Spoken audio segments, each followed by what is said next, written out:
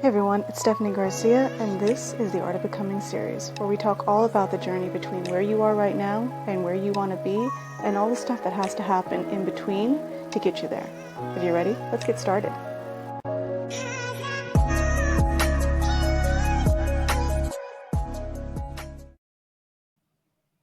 Hey everyone, how are you all doing? Welcome to the first episode back after the holiday season. I hope you all had a wonderful holiday. I had a great time. It was much calmer and much quieter than typically we do. Usually we do a lot of things for the holidays, but this year we kept it simple, and I feel like for me that was much needed. A little different, but still nice. So I wanted to record this episode because I feel like there's this newness that comes with January 1st where we're excited and we have all this enthusiasm for the different things that we want for the new year, and we do set our resolutions. But then there's something that happens right around, I feel, January 6th through the 8th, where people start to go back to their normal routines after the holidays. And there's a part of us that I think not necessarily we don't intend to do it, but life starts to come in after we set our resolutions, where I don't know that we necessarily quit because we want to, but we bump up against life a bit. And it's bumping up against life versus what we wanting from the new year, that I think that's the part that causes us to quote unquote quit, right? Not that you need another, I don't know, video or whatever about setting intentions or resolutions, but more of a, hey, where are you at with your intentions now that life is kicked in, right? Now that you might be a little busier because you're going back to work, or your kids are going back to school, or if it's anything like in this area, your kids didn't go back to school because you got 13 inches of snow. So now life is lifing, right? How do you still maintain the intentions that you have as we deal with the ups and downs that come with, any year as the year unfolds? So without further ado, let's get into it. First thing I wanted to talk about is for anyone that's feeling like maybe they don't want to set an intention because they're thinking, what's the point? I've set intentions before in the past, things haven't worked out. There's just no point to it. So why even bother?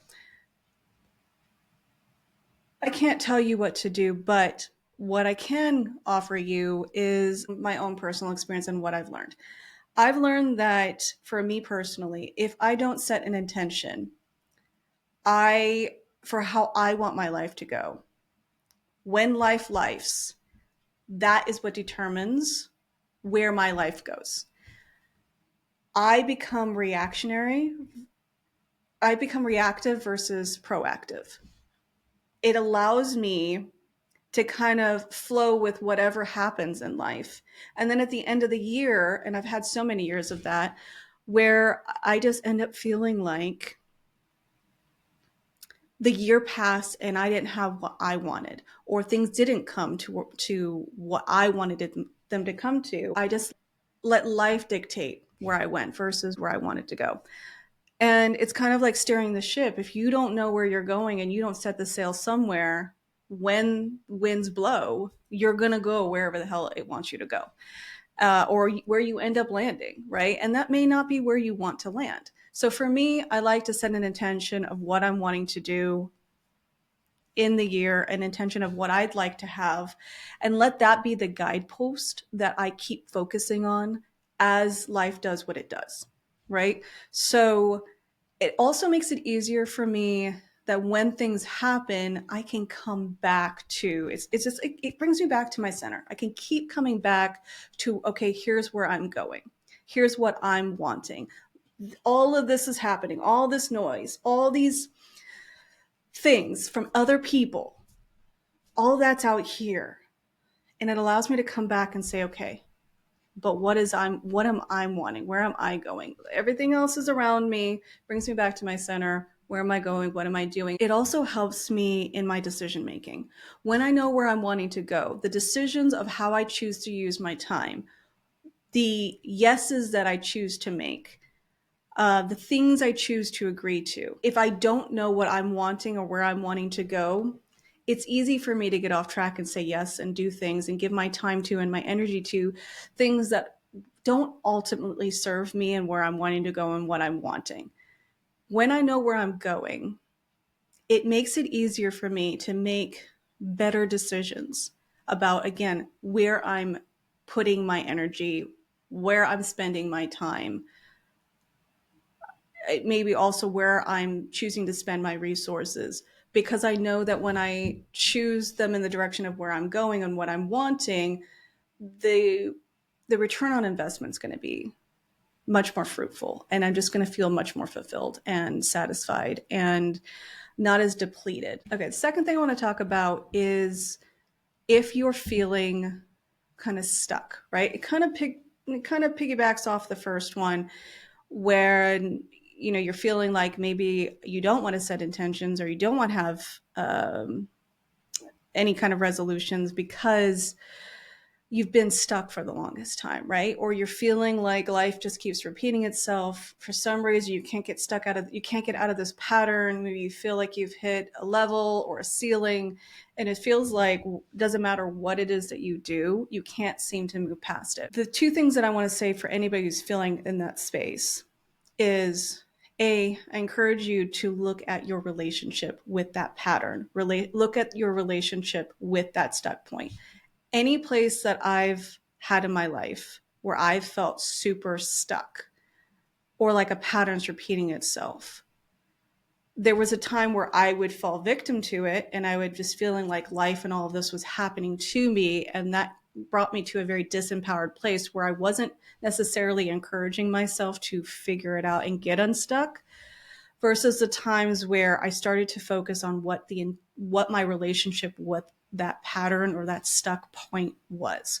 Once I turned my attention to what my relationship with it was, meaning, what am I getting out of this? What is this pattern really about? What's it really connected to? Where did this pattern start? How do I feel about this pattern? Is it something that I'm feeling a victim to? Do I feel like don't have the power to get out of it? Is it something that feels familiar to me? In some way, do I feel like it is me? Do I identify with it? Like, this is me, this pattern, happens to me all the time. This is me. This is just happens to me. Or is there a place in this where I feel like maybe I feel like it keeps me safe, right? Once I looked at what the pattern really was for me, I could delve into it a little deeper. And when I did that, that's when I found that I started to kind of break it apart, and the debris, so called the debris of it, kind of removed itself a bit more, and I was able to get through. There is a podcast episode that I did kind of similar to this, talks a little bit more about being stuck, and it's episode 22, and it's called The Art of Moving Left Instead of Right. It goes a little bit more into when you're feeling stuck or feeling like you're kind of repeating the same pattern over and over again. I encourage you to listen to that one. So last two things I'm going to say here is, if you're going to be setting an intention, make sure it's something that's going to set your soul on fire. It's great to choose to lose the last 10 pounds. But what about that brings you to life? What about that makes you come alive? There was a time that I was setting intentions from a very cerebral place, or I was setting intentions based on what other people around me were picking. There were places where I was setting intentions from my flaws, what I thought my flaws were, and feeling the places where I felt like I needed to fix something about myself. When I started changing my intentions to be focused more on what I desired, what made me come to life, what made me excited to think about having things, energy of that flowed a little bit better. And for me, it, it, it motivated me more throughout the year. I felt like I had more of an investment in my intentions and where I was going. And I kind of started to feel excited about um, achieving them. And they just this it seemed like I kept connecting to those intentions a little bit more as the year went along, just because I felt like the intention was connected more to me and my soul versus this outside cerebral thing or this whatever, that it was connected to the culture in some way. I just felt like, these are me and mine, and things that I desire and want to have. And again, it motivated me to kind of move the blocks and resistance from it, because I knew that when I'm able to get the things that I'm wanting to have, it just made my life feel a little bit fuller. For anybody who is feeling like they don't want to set an intention or a goal because of this question in their mind around, what if I don't get it? What if it doesn't come true? What if I set this intention and it never happens, or I don't make it, or I just don't get it? I definitely, for the longest time, did not set any kind of intentions for my year because of that. I was afraid of the disappointment. I was afraid of being let down. I was afraid of the pain of not receiving the thing, like setting the intention, setting the resolution and the goal, and then not achieving it. It's that letdown of not getting the thing that I'm really wanting. So part of that for me came from this feeling of being let down before in my past. Part of it was feeling like, I hadn't had my needs met before in the past. And so I was kind of used to not getting the things that I was wanting because, well, I hadn't done it before. My needs weren't met before. So why bother? That's a conversation for another day. But if you are feeling those ways, I encourage you to maybe talk to somebody about that, maybe journal on that and dig a little deeper around it. Because for me, when I dug into that, it helped me to set intentions, and it helped me to start choosing what I wanted in my life versus waiting for someone to so-called give it to me. It helped me to start creating a life that was a little bit richer. Now, let's put that one to the side, because again, that's a conversation for maybe another video. Sometimes we'll set a goal and we think that it should be coming in 3 months or sometime this year, right? So if I set a goal at the beginning of the year, if I set an intention at the beginning of the year, the thought is I will get it somehow in this year. And if I don't get it, then now I'm frustrated. Now I'm upset. Now I'm disappointed. You don't have to be disappointed just because it doesn't come in this year. Somebody once told me that people overestimate what they can do in 1 year and underestimate what they can achieve in 10. Setting an intention of what you're wanting in this year, again, like I said, acts as a guidepost towards where you're wanting to go. Sometimes the journey to getting that thing is not going to take 3 months. It may take 3 years, but at least within this year, even if you don't receive it in this year, you're a heck of a lot closer to it than you would be if you didn't set it.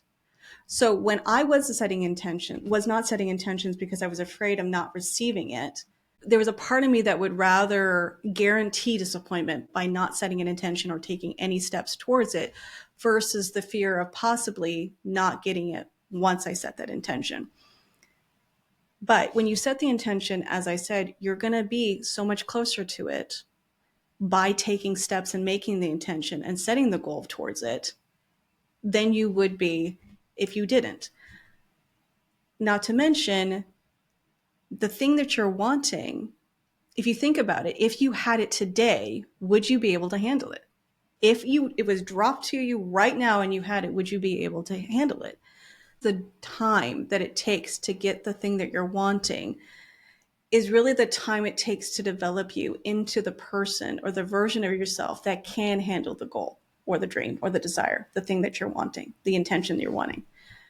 Setting that intention of what you're wanting says, I'm going to start here and take steps towards it towards becoming the version of myself that can hold this and be the curator of this thing, the caretaker, the nurturer of this thing. I am working towards becoming the version of myself that can hold this or can be this. And sometimes the journey and the time to get to that, to becoming the version of yourself, takes longer than we think it should. And you may not get the thing that you're wanting in this year because it's going to take maybe a little bit longer for you to grow into the version of that. Or sometimes it just takes longer for you to connect to the people or the things that it will take to create it. Okay. So when setting a goal and intention, let go of the idea that it needs to happen in this year. At least set the intention of saying, I'm going to be taking steps towards becoming the version of myself that can hold this, or taking steps towards the thing that I'm wanting to have, without thinking that, you need to have it. So that's all I have for you today. I hope it's been helpful. I hope it's given you some food for thought. And I hope that maybe you, at least if anything, don't beat up on yourself so much if for some reason you've slipped on those intentions that you've set or those goals that you've set. You're going to slip. Life, like I said, life is going to life. Don't see it as a slip and then like the slip is now a failure. See it as a part of the process, a part of the journey, reaching your goals, getting the things you want in your life. It's not a one and done thing. It's a process. It's a journey. But when we're seeing goals and intentions from this place of all or none, that's when we start to think that we're not making any progress in our lives. That's when we think, oh, screw it. You know what? For the rest of my year is done because I didn't get it, because I messed up, or I haven't worked out for 2 weeks because I'm super, busy. Give yourself so much grace. You're not perfect. I'm not perfect. This whole process is not going to be perfect. That's a part of it, right? Forgive yourself for, maybe not working out at the end of the day because you were exhausted because it's a busy first week back. If you don't get to it, it doesn't mean you can't get back to it. Keep going. You've got this. And I will catch you next time. Bye. Thanks so much for listening. If you'd like, share this episode with a friend. That way we can get it into the ears of people who need it the most. You can also visit my website at theartofbecoming.me. While there, you can go ahead and download my guide, Own That Shit. 3 ways to own who you are, own what you do, and own it out into the world. Thank you again so much for listening, and I'll speak to you soon.